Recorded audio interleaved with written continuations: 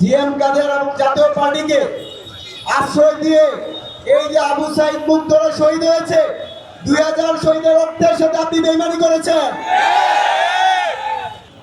24-এর গণ অভ্যুত্থানের আগে বাংলাদেশের প্রধান উপদেষ্টাকে খুনি হাসিনা সরকার প্রতিদিন 8 তলা 10 তলা সিঁড়ি বাওয়ায় উঠাইতো।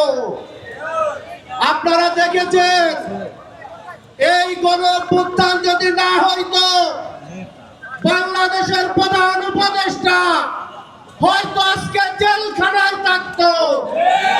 কিন্তু গণ অভ্যুত্থানের পরে আমরা দেখছি গণ অভ্যুত্থানের মহানায়ক নুরুল হক নূরের উপর হামলা করে রক্তাক্ত করা হয়েছে। সংগ্রামী জনতা, আপনারা দেখছেন প্রতিটা দিন সরকার, সেনাবাহিনী, আওয়ামী লীগ, জাতীয় পার্টি, 14 দল সকলে মিলে গণ অভ্যুত্থানকে নস্যাৎ করার ষড়যন্ত্রে মেতে উঠেছে। সংগ্রামী বন্ধুরা, আমরা সুস্পষ্ট ভাষায় বলতে চাই, যে দৃশ্য সুস্পষ্ট দেখা যায়, যাদের নাম তালিকা করা আছে তাদেরকে গ্রেফতার করতে সময় লাগার কথা না। অবিলম্বে তাদেরকে গ্রেফতার করুন, বিচারের আওতায় আনুন, নুরুল হক নূরকে চিকিৎসার ব্যবস্থা করুন এবং বাংলাদেশের আইন শৃঙ্খলা পরিস্থিতির উন্নতি ঘটান। নইলে আগামীর নির্বাচন স্বপ্ন থাকবে, দিবা স্বপ্ন হবে। আপনাদের এই স্বপ্ন কিন্তু ক্রমে কঠিন হয়ে উঠবে।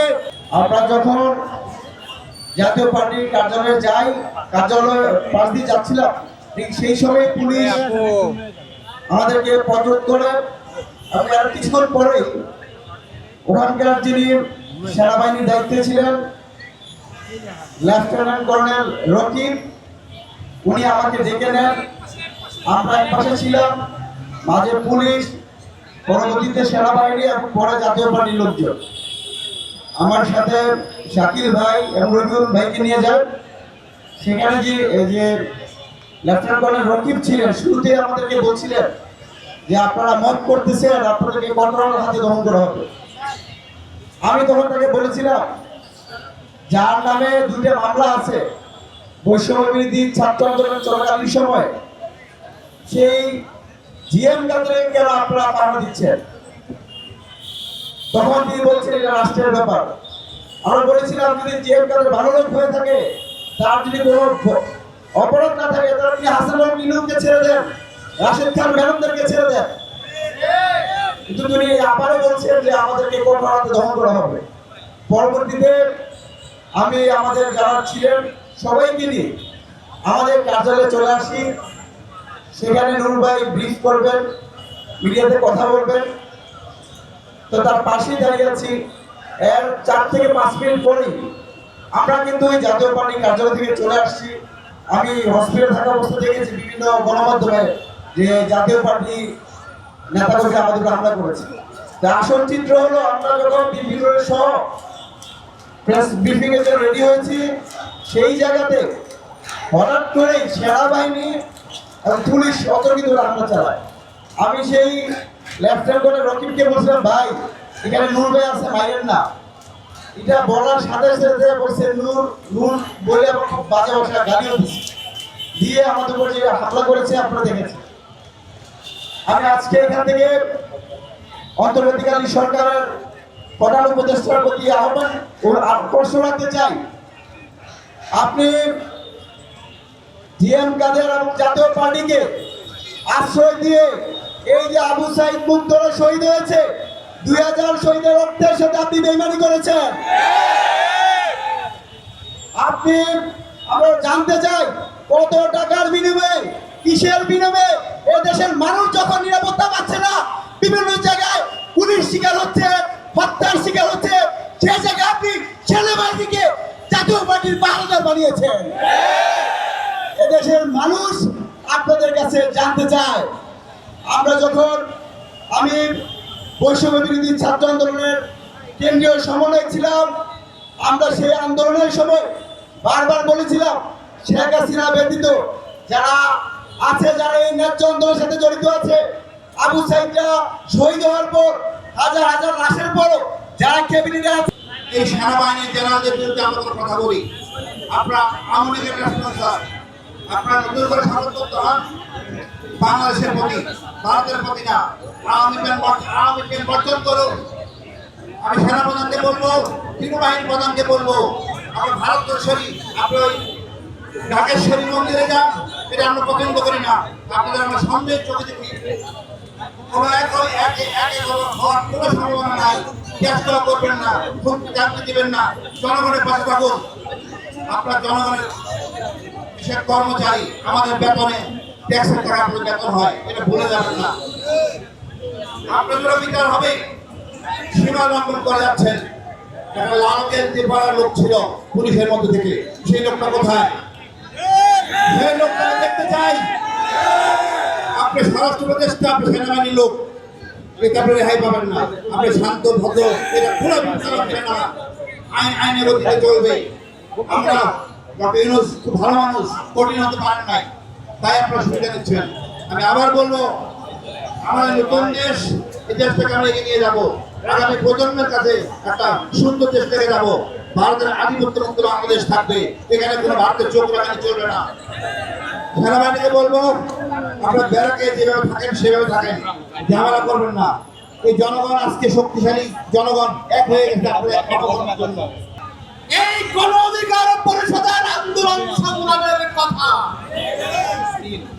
2018 সাল থেকে বিভিন্নের সৈনিকেরা সেই যে রাজপথে নেমেছেন, আর রাজপথ ছেড়ে ঘরে ফেরেনি।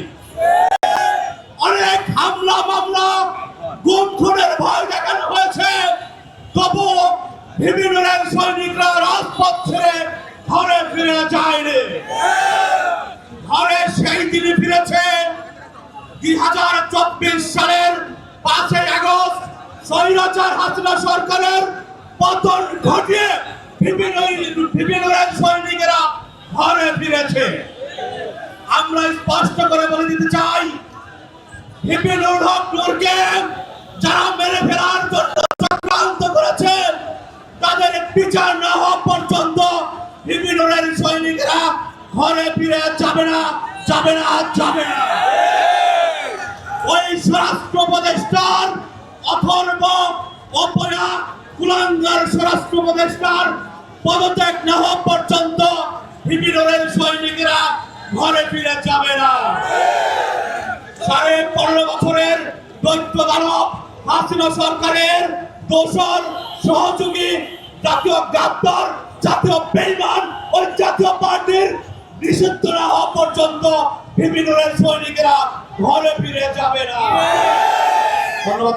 আপনাদের সংস্কার করতে হবে এই সেনাবাহিনীর মধ্যে, আপনাদের সংস্কার করতে হবে পুলিশ বাহিনীর মধ্যে, আপনাদের সংস্কার করতে হবে বিজিবির মধ্যে, আপনাদের সংস্কার করতে হবে এই নৌবাহিনী, বিমান বাহিনীর মধ্যে। আমরা দেখেছি ভারতের সেনাপ্রধান বলেছে আমাদের সাথে বাংলাদেশের সেনাপ্রধানের সাথে নিয়মিত যোগাযোগ আছে। কি যোগাযোগ আছে আপনাদের সাথে, এটা আমাদেরকে বলতে হবে। আপনারা এখানে ঐক্যবদ্ধ হয়েছেন, আমাদের ঐক্যের মাপকাঠি হতে হবে ফ্যাসিবাদের বিরুদ্ধে। আমাদের ঐক্যের মাপকাঠি হতে হবে ভারতীয় আধিপত্যের বিরুদ্ধে। আমাদের ঐক্যবদ্ধ হতে হবে জাতীয় স্বার্থের পক্ষে। আজকে আমাদের এখানে প্রধানতম দাবি হচ্ছে জাতীয় পার্টিকে নিষিদ্ধ করা। আজকে অনেকেই সুশীলরা, আজকে সুশীলের নামে কিন্তু কিছু আওয়ামী কুত্তারা রয়েছে যারা রাতে গিয়ে আজকে এই টেলিভিশন গরম করার চেষ্টা করে। এগুলো চেয়ারে আমাদের মুখস্থ, এদেরকে রাজপথে তাদেরকে মোকাবেলা করা হবে। বন্ধুরা আমার, আজকে কেন জাতীয় পার্টিকে নিষিদ্ধ আমরা চাই তা পরিষ্কার। এই আওয়ামী লীগকে যে কারণে নিষিদ্ধ চাই, সেই একই কারণে আজকে আমরা জাতীয় পার্টিকে নিষিদ্ধ চাই। আমরা 14 দলকে নিষিদ্ধ চাই। আপনাদের মনে আছে এই আনিসুল ইসলাম মাহমুদ পানি মন্ত্রী ছিল খুনি হাসিনার সরকারে। আমরা দেখেছি আনিসুল ইসলাম মাহমুদ, রুহুল আমিন হাওলাদার, এই অনেক আওয়ামী লীগের জিএম কাদের, তারা দেখেছি এই আওয়ামী লীগের সমর্থিত হিসাবে তারা নির্বাচন করেছে। তারা সরকারেও ছিল, তারা বিরোধী দলেও ছিল। এই কারণে তাদেরকে নিষিদ্ধ করতে হবে।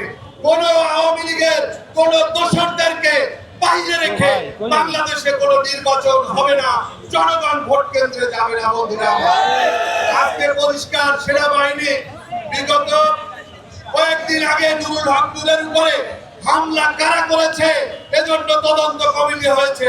তদন্ত কমিটিকে বলতে চাই, আপনাদের খুব বেশি কষ্ট করতে হবে না, 2টা ভিডিও দেখলেই আপনাদের তদন্ত কাজ শেষ হয়ে যাবে। এই হামলার সাথে প্রত্যক্ষভাবে সেনাবাহিনী জড়িত, পুলিশ জড়িত।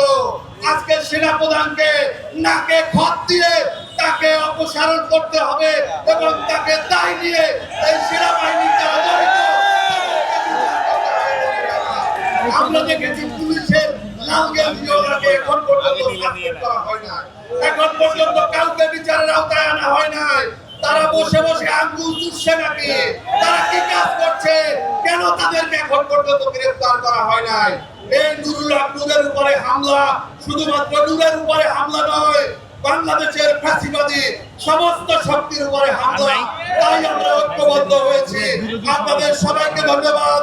দেখা হবে রাজপথে, স্লোগানে। আল্লাহ যেগুলা ইয়ে আছে ক্যামেরা ঘন্টার পর ঘন্টা ইয়ে আমরা তো বাংলাদেশ ছাত্রলীগের পরিষদের বিপ্লবী সাধারণ সম্পাদক, 24-এর বিপ্লবের অন্যতম নায়ক, বৈষম্য বিরোধী ছাত্র আন্দোলনের সাবেক